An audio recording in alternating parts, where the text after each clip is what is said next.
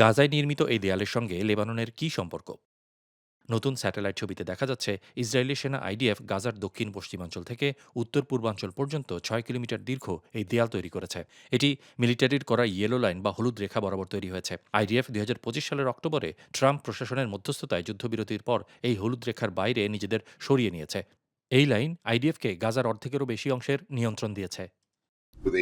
তারা গাজায় আক্রমণ করেছিল নতুন কোনো যুদ্ধবিরতি চুক্তি বা প্রচলিত সামরিক বিজয় অর্জনের জন্য নয়, বরং যেভাবেই হোক একটি নতুন নিরাপত্তা ব্যবস্থা চাপিয়ে দেওয়ার জন্য। আর গত কয়েক মাস ধরে যে যুদ্ধবিরতি কার্যকর রয়েছে তা আসলে কোনো সমস্যার সমাধান করেনি।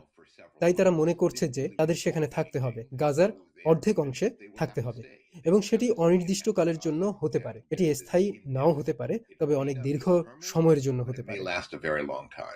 আইডিএফ গাজার বিভিন্ন এলাকায় মিলিটারি পোস্টও বসিয়েছে। এগুলো সবগুলোর নকশাই প্রায় এক, আয়তকার আকৃতি, চারপাশে বড় মাটির বাঁধ এবং মাঝখানের অংশ আংশিকভাবে পাকা করা।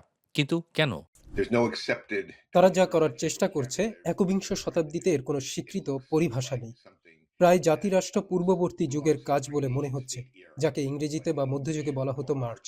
এগুলো ছিল এক ধরনের সীমান্ত অঞ্চল যেখানে একটি সাম্রাজ্য এক ধরনের নিরাপত্তা নিয়ন্ত্রণ বজায় রাখত, কিন্তু সরাসরি শাসন করত না। এখন গাজা এবং লেবাননের দক্ষিণাঞ্চল ঠিক এমন রূপ নিতে শুরু করেছে।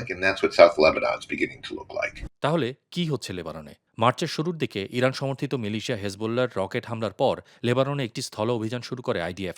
ইসরায়েল বলেছে তারা লেবাননের দক্ষিণাঞ্চলে লিতানি নদী পর্যন্ত একটি নিরাপত্তা এলাকা তৈরি করতে চায়। খবরে বলা হয়েছে এই অভিযানের সময় ইসরায়েলের সেনাবাহিনী লেবাননের গ্রাম ও নানা অবকাঠামো ধ্বংস করেছে।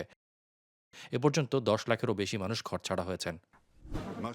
আমরা যা দেখছি তা হলো এই নিরাপত্তা অঞ্চলের মাধ্যমে লেবানন থেকে আগ্রাসনের হুমকি আমরা প্রতিহত করেছি। আমরা অ্যান্টি ট্যাঙ্ক ক্ষেপণাস্ত্র ও রকেটের হুমকি দূরে রাখতে পারছি। নিরাপত্তা অঞ্চলগুলো ইসরায়েলের একটি প্রধান নিরাপত্তা কৌশলে পরিণত হয়েছে, বিশেষ করে 7 অক্টোবরের সন্ত্রাসী হামলার পর। শুধু লেবানন ও গাজায় নয়, সিরিয়াতেও একই কৌশল দেখা যাচ্ছে। এর উদ্দেশ্য হলো আক্রমণের রেখাগুলোকে ইসরায়েলের সীমান্ত থেকে আরও দূরে ঠেলে দেয়া। ইসরায়েলি দৃষ্টিকোণ থেকে এটি এমন কোনো যুদ্ধ নয় যার নির্দিষ্ট শেষ, রাজনৈতিক সমাধান বা চূড়ান্ত মীমাংসা থাকবে, বরং এটি একটি চলমান প্রক্রিয়া যার মাধ্যমে ইসরায়েলকে ওই অঞ্চলে তার নিরাপত্তা রক্ষা করতে হবে। স্বল্প মেয়াদে হয়তো এই কৌশল ইসরায়েলিদের নিরাপত্তা দেবে, কিন্তু দীর্ঘমেয়াদে?